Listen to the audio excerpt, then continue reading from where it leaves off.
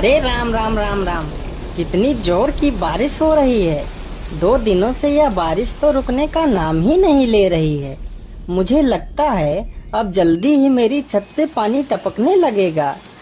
तभी उधर से एक शेर बारिश से परेशान होकर छिपने की जगह ढूंढते ढूंढते उसी किसान की झोपड़ी के पीछे बने तबेले में घुस जाता है, जिस तबेले में उस किसान के कुछ गधे बंधे हुए थे। अंधेरा ज्यादा होने के कारण शेर गधों को देख नहीं पाता है और उन्हीं के बीच जाकर खड़ा हो जाता है।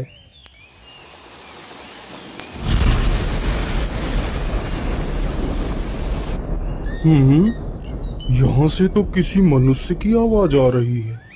चलो चुपचाप बैठा रहता हूँ, जैसे ही यह आदमी मेरे करीब आएगा मैं इसे खा लूंगा। हाय हाय हाय, यह बारिश कब रुकेगी? ऊपर से यह टपका भी आ गया। अब मैं क्या करूं? इस टपके से कैसे बचूं?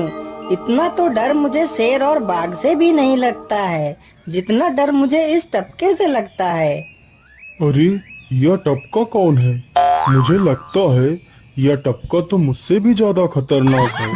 तभी तो यह आदमी शेर और बाघ से ज्यादा इस टपके से डर रहा है। चलो जल्दी से मैं यहाँ से निकल लेता हूँ, नहीं तो कहीं टपका ने मुझे देख लिया तो मेरी खैर नहीं।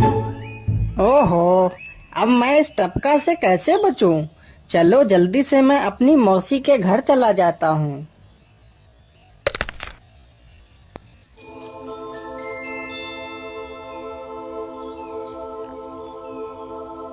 अरे चल चल, गधे की औलाद, यहाँ पर छिपा हुआ बैठा है। अरे चल जल्दी। अरे ये क्या, जिसका डर था वही हुआ। यह टपका तो मुझ पर हावी हो गया।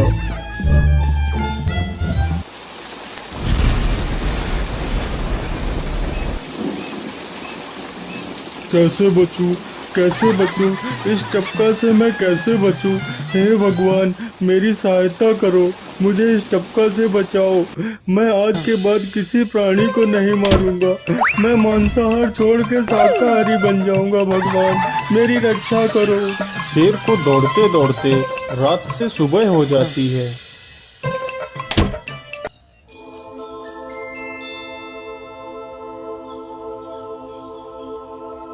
अरे देखो देखो, यह तो शेर की सवारी कर रहा है।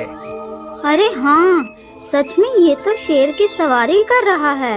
इसे तो डर भी नहीं लगता है। अरे उधर तो देखो जरा, यह आदमी कितना बहादुर है। यह आदमी शेर की सवारी कर रहा है।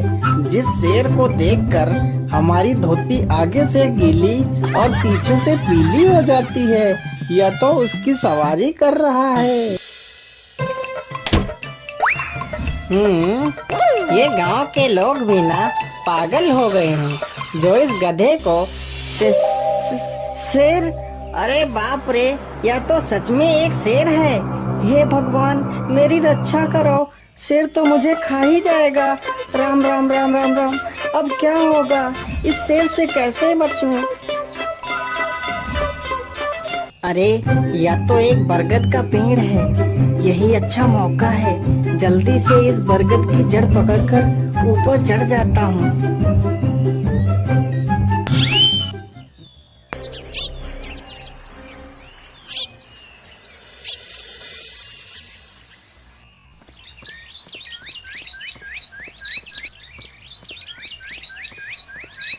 अरे शेर भैया, तुम इतनी जोर जोर से भागते हुए कहाँ जा रहे हो? आप तो बहुत डरे हुए लग रहे हो। आप तो जंगल के राजा हो, आपको किसका भय है? टपका, वो टपका मेरी जान के पीछे पड़ा है। अरे शेर भैया, जरा मुझे बताओ वो टपका है कहाँ? अरे भालू भैया, वो टपका मेरी पीठ से उतरकर उस बरगद के पेड़ पर चढ़ गया है। उसने मुझे रात भर खूब दौड़ाया है। वो तो भगवान का शुक्र है कि मैं जिंदा बच गया। चलो शेर भैया, मुझे उस टपके के पास ले चलो, जरा मैं भी तो देखूं आखिर ये टपका है कौन। अरे नहीं भालू भाई, बड़ी मुश्किल से तो मेरी जान बची है। मैं अपनी जान फिर जोखिम में नहीं डालूंगा। तुम्हें जाना है तो जाओ। अच्छा अच्छा, ठीक है शेर भाई, तुम यहीं रुको। मैं अभी बरगद के पेड़ पर देखकर आता हूँ। आखिर ये टपका है कौन? जाओ जाओ बच्चों, जब वो टपका तुम्हारे ऊपर हावी होगा तो पता चलेगा। अरे कहाँ है यह टपका जिसने राजा जी की हवा टाइट कर दी? चलो इस पेड़ पर चढ़कर देखता हूँ। अरे बाप रे बाप, शेर क्या अकेला कम था, जो ये भालू भी आ गया। मुझे लगता है कि आज मेरी मौत निश्चित है। भालू पेड़ पर उल्टा होकर चढ़ने लगता है। तभी किसान और तेज से कांपने लगता है। कांपने की वजह से किसान के हाथ से छड़ी छूट जाती है और उल्टा होकर चढ़ रहे भालू के पिछवाड़े पर जा लगती है। भालू धड़ाम से जमीन पर गिरता है।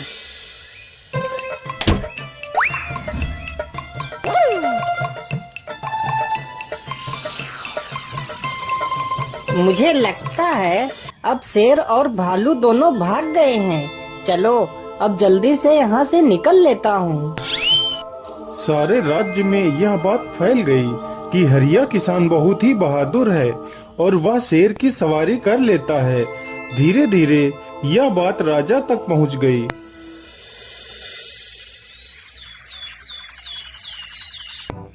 महाराज, क्यों न हम पड़ोस के गांव से हरिया किसान को बुलवा लेते हैं। वह बहुत ही बहादुर है। उसके बहादुरी के चर्चे तो पूरे राज्य में हैं।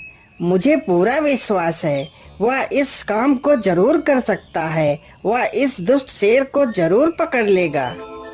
सैनिकों, हरिया किसान को आदर पूर्वक हमारे दरबार में पेश किया जाए। महाराज, आपने हमें याद किया। बताइए क्या बात है। मालिक, हमसे कोई भूल हो गई क्या मालिक? नहीं नहीं हरिया, तुमसे कोई गलती नहीं हुई है। यह कुछ लोग पड़ोस के गांव से आए हैं। इनका कहना है कि इनके गांव में कोई दुष्ट शेर आ गया है जो इनके पशुओं को उठाकर ले जाता है और उन्हें मारकर खा जाता है। हमने तुम्हारी बहादुरी के बहुत सारे किस्से सुने हैं।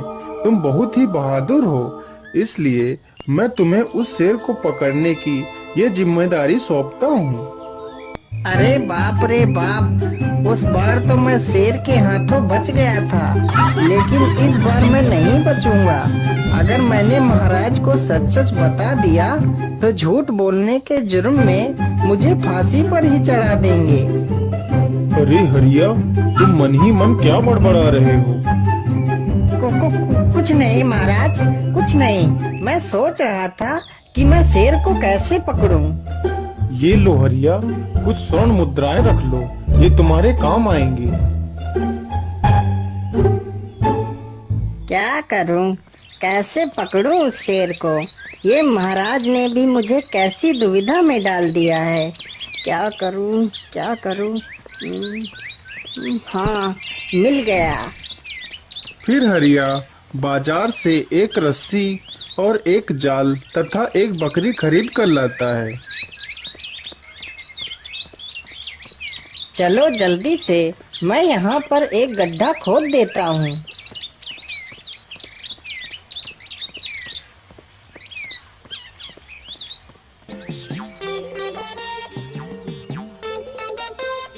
गड्ढा तो खोद दिया। चलो अब जल्दी से इस बकरी को रस्सी से बांध देता हूँ। हरिया ने बकरी को रस्सी से बांधकर गड्ढे में खड़ा कर दिया और जाल को लेकर पेड़ की डाल पर बैठ जाता है। थोड़ी ही देर बाद जब बकरी को भूख लगती है तो वह चिल्लाने लगती है। अरे, यह तो बकरी के चिल्लाने की आवाज है, लेकिन यह आवाज आ कहां से रही है? आसपास तो कोई नहीं दिख रहा है। मुझे लगता है यह आवाज उस पेड़ के पास से आ रही है। चलो चलकर देखता हूँ।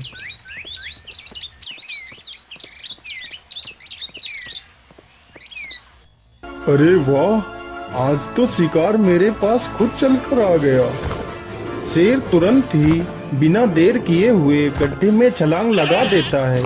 तभी किसान तुरंत ही बकरी को ऊपर खींच लेता है और जाल को गड्ढे के ऊपर गिरा देता है। शेर गड्ढे में ही फंस जाता है।